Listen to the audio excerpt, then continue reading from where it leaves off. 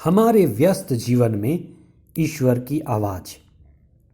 एक क्षण मौन होकर अपनी चुनौतियों को आप ईश्वर को समर्पित करें। रोज दिन हमें नई नई चुनौतियों का सामना करना पड़ता है, कुछ शारीरिक, कुछ पारिवारिक, कुछ सामाजिक या राजनैतिक या कुछ और भी।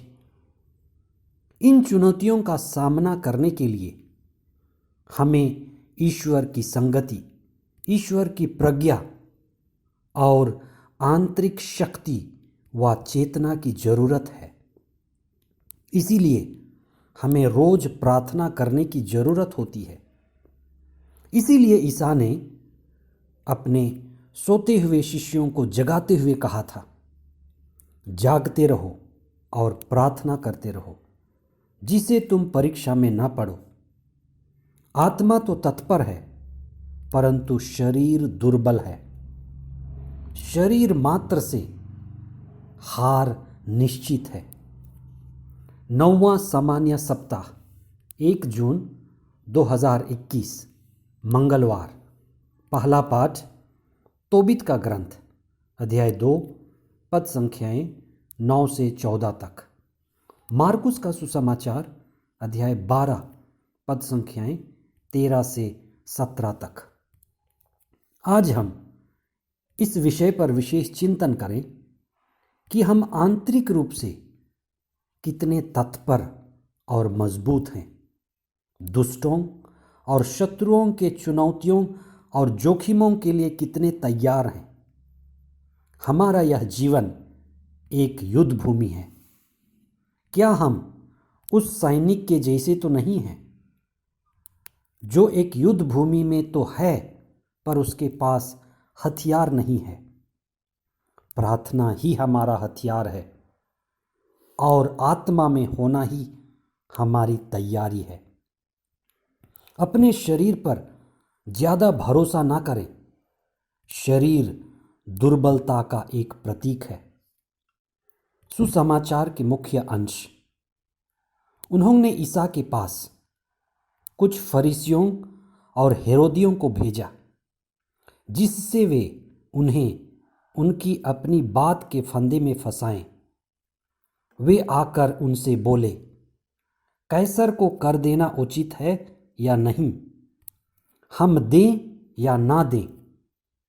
उनकी धूर्तता भांपकर ईसा ने कहा, मेरी परीक्षा क्यों लेते हो? ईसा ने उनसे कहा, जो कैसर का है उसे कैसर को दो, और जो ईश्वर का है उसे ईश्वर को दो। हम बचपन से बोलते हैं, लेकिन हमें बड़े होकर भी लगातार सम्यक बातें करनी सीखनी है। जो बात उचित है और अति आवश्यक है, उन्हीं बातों को बोलना अच्छा है। गैर जिम्मेदारी बातों को न बोलना ही हमारी समझदारी है। कहा गया है, हमारा 90% विवाद या लड़ाई झगड़े व्यर्थ के बोलने से यानी गैर जिम्मेदारी बयानबाजी से उठते हैं और हमारे आपसी रिश्ते को कड़वे करते और जहरीले बनाते हैं। फरीसी और हेरोदी दोनों ही आपसी शत्रु थे, परस्पर विरोधी दल थे, लेकिन ईसा को फंसाने के लिए वे एक हो गए थे। कुछ सवाल के जवाब हां या नहीं में नहीं दिए जा सकते। अगर हम ऐसा जवाब देंगे तो शत्रु के षड्यंत्र के शिकार हो जाएंगे। ईसा पवित्र आत्मा से परिपूर्ण थे। उन्होंने कोई व्यर्थ का विवाद नहीं खड़ा किया, न ही राजनीतिक बहस छेड़ा। वे अपने आप को संतुलित और फोकस्ड, बिल्कुल केंद्रित रखे। ईसा आध्यात्मिक आजादी के आंदोलन से जुड़े थे। वे उसी आध्यात्मिक आंदोलन पर अपनी शक्ति, अपना ध्यान और अपना समय लगाए।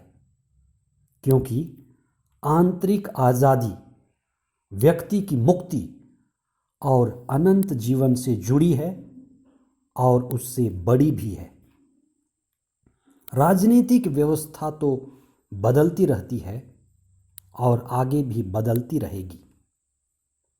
टैक्स देना या टैक्स ना देना हमारी ईमानदारी और जिम्मेदारी से जुड़ी है। आध्यात्म हमें ईमानदार और जिम्मेदार बनाता है। ईसा स्वयं टैक्स भरते थे और व्यवस्था का सहयोग करते थे।